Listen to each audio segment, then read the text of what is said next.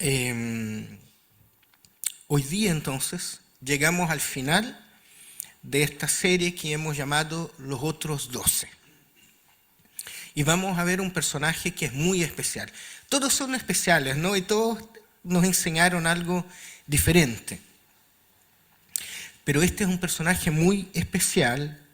Es un hombre que Marcos describe como un atrevido. Un atrevido. Bueno, interesante lo de Miqueas porque leíste a Miqueas hoy día, ¿no es cierto? Y diste un pequeño devocional sobre Miqueas. Ahí vamos a ver Miqueas en detalle en todo su libro. Marcos describe a este hombre como un atrevido. Yo quiero invitarles a que leamos en Marcos capítulo 15, de los versículos 42 al 47.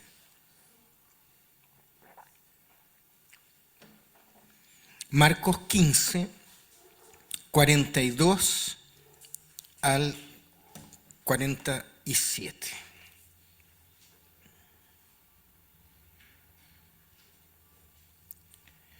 Dice así: era el día de la preparación, es decir, la víspera del sábado. Así que al atardecer, José de Arimatea, nuestro personaje de hoy día, miembro distinguido del consejo, que también esperaba el reino de Dios, interesante, se atrevió a presentarse ante Pilato para pedirle el cuerpo de Jesús. Jesús aquí ya está muerto, ¿no es cierto?, pero está en la cruz. Pilato, sorprendido de que ya hubiera muerto, llamó al centurión. ¿Habrá sido el mismo centurión de la semana pasada? ¿Se fijan? Y le preguntó si hacía mucho que había muerto. Una vez informado por el centurión, entregó el cuerpo a José. Entonces José bajó el cuerpo, lo envolvió en una sábana de tela de lino que había comprado y lo puso en un sepulcro cavado en la roca. Luego hizo rodar una piedra a la entrada del sepulcro. María Magdalena y María, la madre de José, vieron dónde lo pusieron. Era que no, ¿cierto? Las mujeres, de los demás uno no sabe nada, pero ahí estaban dos mujeres viendo lo que pasaba, ¿no es cierto? José de Arimatea cierra este grupo de personajes secundarios de Marcos mostrando el atrevimiento de un judío que es muy distinguido y que, dice el texto, es perteneciente a un grupo de hombres que están traducidos al español en nuestras Biblias, en los diferentes evangelios, como consejo o concilio supremo judío, dice una versión. Lo que probablemente sería el Sanedrín. ¿Han escuchado esta palabra, esta expresión? El Santo Sanedrín. El Sanedrín era un tribunal supremo y administrativo de los judíos en la época de Jesús. Estaba compuesto por 71 hombres, él era uno de ellos, ¿no? Compuesto por 71 hombres, todos ellos judíos y adultos. Y la función que tenía el Sanedrín era interpretar y aplicar la ley judía, juzgando casos tanto civiles como religiosos. Entonces, cuando habían situaciones civiles o religiosas que tenían que ser analizadas bajo la Torá, este grupo de hombres, de estos 71, se reunían y decidían, interpretaban la ley y entregaban un parecer, entregaban un veredicto. Entonces, en resumen, José de Arimatea hacía parte de este grupo de hombres que tenía como tarea supervisar la vida religiosa y moral del pueblo judío. Y bueno, claro, está de más decir que el Sanedrín tenía entonces una gran autoridad sobre la vida de los judíos en ese tiempo, ¿no? Era un tribunal, eran jueces. Lo que ellos decían se cumplía. Y como todo juez, hoy día también, los jueces tienen un estatus social. Los jueces son personas en que uno respeta, son personas que uno escucha con atención y que son tratadas en la sociedad también con cierta deferencia, ¿no es cierto? Él es un juez, no es cualquier persona. Pero aquí está uno de estos jueces, este hombre, que se atreve a distanciarse del grupo a que él pertenece, probablemente incluso corriendo el riesgo de ser discriminado, y ser discriminado en todos los sentidos. ¿Y para qué? Para de alguna manera adherirse al movimiento de Jesús. Por eso es atrevido. Ir en contra del Sanedrín significaba perder ese estatus social que él tenía. Significaba, por ejemplo, no poder comerciar, no poder comprar y vender, no poder participar de la vida religiosa, no poder participar de las reuniones en las sinagogas y de los espacios sociales reservados a hombres de gran reputación, como era el caso de José de Arimatea. Otro punto interesante es que, al igual que el escriba de Marcos capítulo 12, que nosotros vimos el domingo pasado, José de Arimatea también esperaba el reino de Dios. Y eso a pesar de hacer parte de un grupo de líderes judíos, ¿no es cierto? Ahora, ¿por qué el texto introduce con esto que dice, era el día de la preparación, era el día del sábado? ¿Por qué lo envuelve en una sábana? Lo pone, y nosotros que conocemos la historia, sabemos que las mujeres después van al sepulcro el día. ¿Cuándo van las mujeres al sepulcro? El día domingo, ¿no es cierto? Dice el texto domingo muy temprano. Bueno, Jesús murió crucificado el viernes, día en el cual los judíos se preparaban para el Sabbat, para el día del descanso. El Sabbat empieza al ponerse el sol el día viernes, de manera que se calcula que Jesús falleció más o menos a las 3 de la tarde. Entre las 3 y las 6 quedan muy pocas horas para que una persona fuera sepultada, con todo el rito que debe ser hecho. El relato nos cuenta que José mismo baja a Jesús de la cruz, lo envuelve en una sábana de lino y lo coloca en su tumba. No cualquiera tenía una tumba. Es como los mausoleos hoy día, ¿no es cierto? Ahí uno ve que él era un hombre distinguido, un hombre de plata. Lo pone en su tumba, probablemente a la espera de que pase el Shabbat o el Sabbat o el día sábado, por ser el día del descanso. Porque el día del descanso no pueden hacer todo lo que tenían que hacer con el cuerpo. Entonces había que esperar hasta que llegase el domingo para poder hacer el ritual de preparación del cuerpo, para ir sí a una sepultura definitiva. Esto no se puede hacer el día de descanso, que es el día sábado para los judíos. José aparece entonces como un hombre valiente que pide el cuerpo del Señor a Pilato. No era normal solicitar el cadáver de un delincuente. Y al hacerlo, la persona sabía que iba a quedar ritualmente impura por el contacto con un muerto.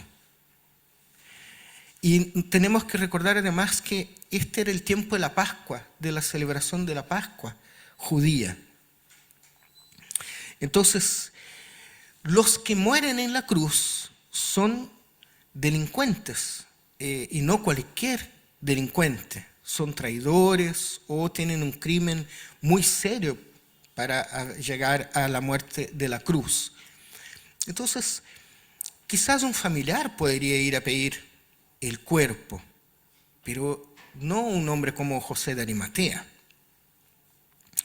Y más encima en esta situación en que él, al tocar el cuerpo y manipular el cuerpo, según la tradición judía, se tornaba impuro. Entonces él sabía de hecho que al hacer eso no iba a poder celebrar o participar de la celebración de la Pascua. Pero eso no le importó a José. Para él fue más importante demostrar el amor y el respeto que él tenía por Jesús, y de hecho eso fue más importante que mantener el estatus dentro del Sanedrín o de participar de la Pascua.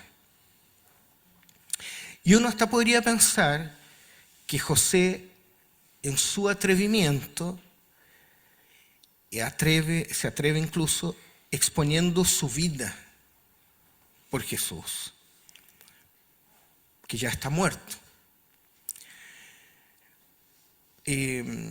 No por nada, fíjense, todos los discípulos más reconocidos de Jesús lo abandonaron al momento de la pasión de Cristo. ¿Recuerdan la negación de Pedro? ¿Por qué? Porque lo que está pasando con Jesús es tan fuerte y rompe todo lo que ellos esperaban de un Mesías. Entonces parece que todos desaparecen. Y en medio de esa desaparición de los principales discípulos, aparece este hombre que va donde Pilato, le golpea la puerta. Seguramente Pilato lo recibe porque es uno de los Sanedrín, un juez del concilio. ¿Sí? ¿Qué quiere? Vengo a reclamar el cuerpo de Jesús. ¡Wow! ¿Y cómo te atreves a eso? Era mucho lo que él iba a perder al hacer eso, pero pareciera que a él no le importó. Fíjense, desde el punto de vista de la sociedad, Jesús es un pecador. Pero desde el punto de vista de Jesús, de José de Arimatea, Jesús es un justo. Si no, no le hubiera pedido el cuerpo. Este hombre se pone en la vereda contraria a su sociedad y se arriesga al pedir el cuerpo de Jesús, aún sabiendo que probablemente iba a perder el respeto de sus pares y de la sociedad. Arimatea entiende que es un inocente el que está colgando del madero. Y pasa de una persona pasiva que está esperando el reino de Dios, porque el texto dice, ¿verdad? Él estaba esperando el reino de Dios. Pero fíjense qué hermoso, un detallito, pero un detalle importante. Él pasa de la pasividad de una persona que está esperando el reino a ser parte activa del reino de Dios por medio del cuidado y reconocimiento a la persona de Jesús. ¿Sí o no? Porque dice el texto, él esperaba el reino de Dios, que el reino de Dios se manifieste. Probablemente inconscientemente, pero cuando él va, imagínense a Jesús en la cruz, herido, azotado, sudado, muerto, el cadáver de Jesús en la cruz. Y ustedes saben, lo hemos dicho otras veces, el cadáver desnudo de Jesús, porque la cruz lo que quería era avergonzar a la persona. Entonces, ese pañito bonito que nosotros estamos acostumbrados a ver en las imágenes, en las gravuras, en las ilustraciones de Jesús, probablemente no estaba. Jesús yace desnudo en la cruz. Y va una persona, se atreve primero a pedir el cuerpo y lo baja de la cruz, lo toma en sus brazos, lo envuelve en una sábana de lino y lo pone en su propia sepultura. José de Arimatea lo que hace es dignificar a Jesús. Es por eso que digo que por medio del acto de José de Arimatea se demuestra o se hace reino de Dios. Porque cuando nosotros dejamos de preocuparnos por nosotros mismos para preocuparnos por el otro, por los demás, lo que nosotros estamos haciendo es traer el reino de Dios a nuestra realidad. El reino de Dios se hace presente cuando nosotros usamos de nuestras fuerzas, de lo que tenemos y de lo que somos, para no preocuparnos solamente de nosotros mismos, sino que preocuparnos de otro. Todos, bueno, no sabemos en realidad, pero José de Arimatea sí fue y bajó a Jesús de la cruz. Uno incluso puede preguntarse, ¿eran bajados de la cruz el cuerpo de los delincuentes? Algunos de ellos quizás quedaban ahí en la cruz. Porque también la cruz era un símbolo, un gesto de esto te puede pasar a ti si tú delinques, ¿no? Si tú matas, si tú traicionas el imperio, esto te puede pasar a ti. Entonces probablemente algunos cuerpos quedaban en las cruces, putrefactos, porque las cruces estaban la mayoría de las veces a la orilla del camino para que el que pasara viera lo que puede pasarte. Entonces José de Arimatea deja su pasividad del que espera el reino para pasar a una actividad de hacer el reino presente. Este hombre, al igual que el centurión de la semana pasada, reconoce a la persona de Jesús como justo y se atreve a identificarse con Jesús, aunque eso signifique ser discriminado por su grupo de origen. Lo que comenté hace unos minutos de Pedro. Mientras Pedro está negando a Jesús, José de Arimatea lo está bajando de la cruz. ¿Se fijan? Ahora echemos una mirada al apóstol Pablo. Nosotros hemos estado buscando estos encuentros entre estos discípulos de Marcos y los escritos de Pablo, ¿verdad? Pablo usa esa misma expresión, la del atrevimiento, varios años antes que el autor de Marcos escribiera el Evangelio, pero usa la expresión de atrevimiento, fíjense, para hablar del mismo Jesús, en Romanos 5, 6 al 8. Romanos 5, versos 6 al 8.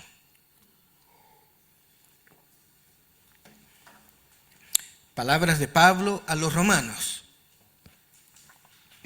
A la verdad, como éramos incapaces de salvarnos en el tiempo señalado, Cristo murió por los impíos.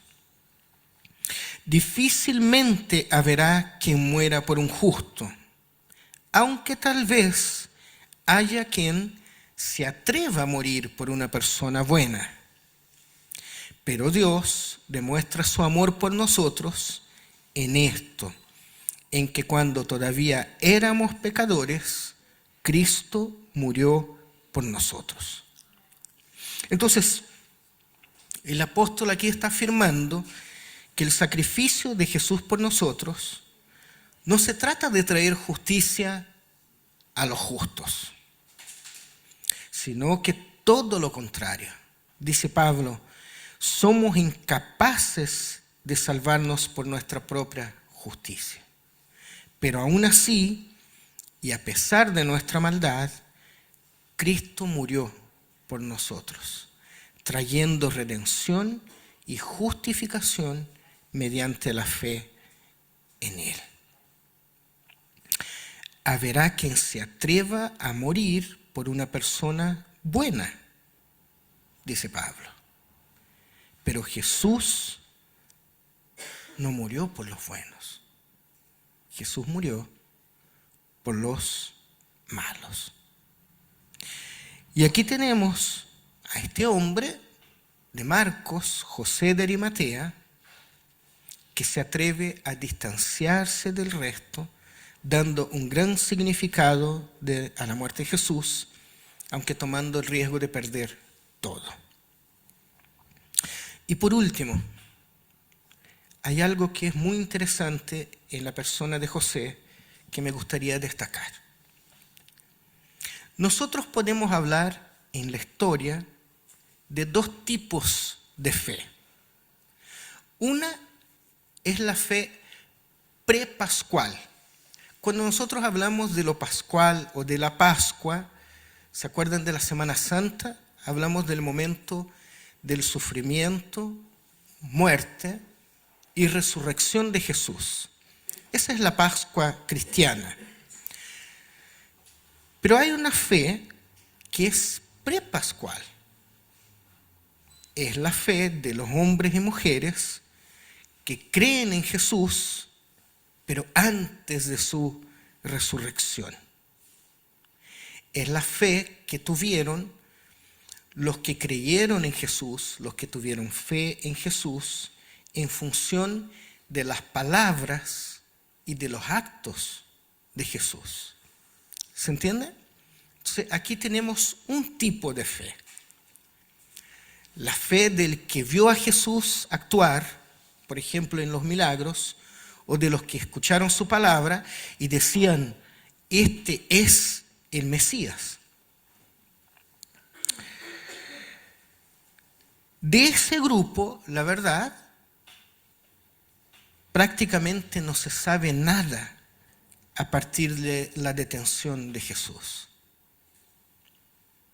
De este grupo, solo sabemos de algunas mujeres que valientemente siguieron siendo testigos de la pasión. ¿No es cierto? Y está un segundo tipo de fe, o un segundo tipo de personas con fe, los que tienen una fe post-pascual, después de la resurrección. Esos creen en Jesús porque o lo han visto resucitado o han escuchado que Él ha resucitado. ¿Verdad? Aquí estamos nosotros, ¿no? Nosotros tenemos una fe post-pascual. Porque si tuviéramos que defender, que hacer una defensa de nuestra fe, y si nos preguntaron, ¿quién es Jesús? Nosotros diríamos, Jesús es el Hijo del Dios Altísimo, es Dios mismo, que caminó por esta tierra, que hizo estas cosas, dijo estas otras, y terminaríamos diciendo, y murió, y al tercer día resucitó, y está a la diestra de Dios Padre, y nosotros terminaríamos diciendo, tenemos la esperanza de que Él volverá. Esa es nuestra fe, ¿no es cierto? Una fe post-pascual. Pero José de Arimatea está cronológicamente en medio de estos dos grupos. O sea, podríamos decir que José de Arimatea tiene una fe prepascual. Pero para el momento de la pasión, ese Jesús que todos estaban esperando deja de existir. ¿Se fijan? ¿Dónde está el Mesías? ¿Dónde está el que nos iba a libertar? ¿Dónde está el que nos iba a traer un nuevo reino, iba a fundar un nuevo reino? Ahí está, en la cruz, yace muerto. Y es en ese momento, en ese espacio del tiempo, que aparece José de Arimatea. Interesante. Él dignifica y demuestra su amor por un Jesús que pareciera que ha fracasado en su mesianismo. Y eso lo hace completamente diferente de todos los demás discípulos y discípulas. En ese sentido, él solo puede ser comparado con las mujeres que van temprano el domingo a buscar el cuerpo de Jesús en la sepultura para terminar de prepararlo. Queridos, queridas, miren, el Evangelio de Cristo es para los atrevidos, es para las atrevidas. El seguimiento a Jesús no tiene medios tintes. El seguimiento a Jesús no es a veces y tampoco es a medias. Hoy nosotros terminamos esta serie de 11 sermones y de 12 personajes, sabiendo un poco más de estos hombres y mujeres. Sabemos que fueron tremendamente humanos e individuales y que ni siquiera tienen una continuidad en el relato. Son como flachazos en medio del Evangelio. Pero son lo suficientemente reconocibles en las escenas, porque actúan con libertad y resultan ser un ejemplo, resultan ser un contraste positivo en medio de todo el Evangelio de Marcos. Que el Señor nos ayude y que nos haga ser como estos personajes. Que seamos personas íntegras, llenas del Espíritu Santo y siempre dispuestas, aún y muchas veces en medio del anonimato, a reconocer el señorío de Cristo, dejando todo atrás y haciendo el bien, el bien. Esperando el día en que Él venga nuevamente, ¿no? Pero que ojalá ese día Él nos encuentre a cada uno de nosotros y nosotras con la mano en el arado, practicando sus enseñanzas y siendo ejemplo a los demás, ¿no? Oremos al Señor.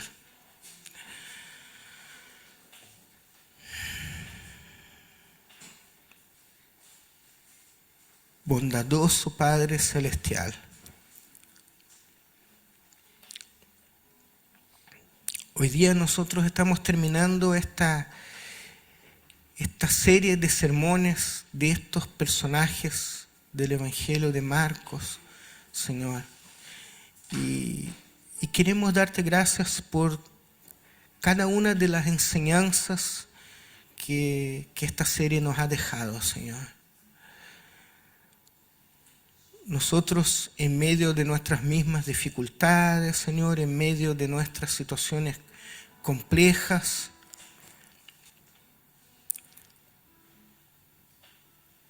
a veces nos olvidamos de que tú eres Dios presente, Señor. Muchas veces nos cansamos o incluso nos angustiamos, Señor. A veces tenemos penas y tristezas, Señor. A veces incluso nos sentimos deprimidos, Padre. Pero lo más hermoso, Señor, es que tu palabra está aquí, Señor, con nosotros, para enseñarnos, para redarguirnos y para recordarnos, Señor, de que tú sí eres Dios presente, Señor. Y de que esta palabra está llena de ejemplos, de gracia tuya, de alegría, de gozo, de hombres y mujeres, Señor, que descubrieron en medio de sus vidas que tú eres Dios Todopoderoso. Así que queremos pedirte, Señor, que tú te hagas presente en medio de nuestras situaciones, en medio de nuestras dificultades, en medio de nuestras realidades. Que tú seas nuestro Dios, Dios vivo, Dios presente. Y danos también de tu Espíritu Santo, Señor, para que cuando fuera necesario que seamos atrevidos, bueno, que así seamos, Señor. Si en algún momento de nuestras vidas necesitamos defender nuestra fe con atrevimiento, bueno, que nos recordemos de José de Arimatea y que nos recordemos que el mismo Espíritu Santo que estuvo en él también está en nosotros, Señor, para que nosotros podamos actuar conforme la necesidad como hijos e hijas tuyas, Señor, en todo el tiempo. Gracias te damos una vez más, Señor, por esta serie que ha terminado de estos discípulos secundarios de Marcos, Señor. Y ayúdanos desde ya, danos de tu Espíritu Santo, danos de tu sabiduría para poder seguir aprendiendo de ti, Señor, a partir del profeta Miqueas, Señor. Por favor, Señor, por favor. Todo, Señor, todo lo entregamos en tus manos. En el nombre de Jesús, amén.